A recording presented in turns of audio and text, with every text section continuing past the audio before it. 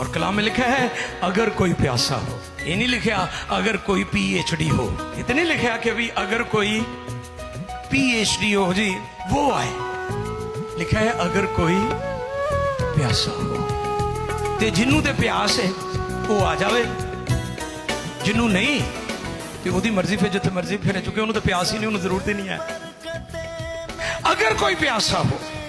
روح القدس نازل ہی بالا خانہ پر ہوا تھا، ادھر ادھر نہیں نازل ہوا تھا، کیونکہ اس کے اندر بیٹھے ہوئے لوگ روح القدس کے پیاسے تھے، وہ اس کے لیے بھوک رکھتے تھے، انہوں نے خدا کے کلام پر یقین کیا تھا، وہ خدا یسوع مسیح کے فرمودات اور اس کے قول پر وہ ایمان لے آئے تھے، اس لیے وہ 10 روز تک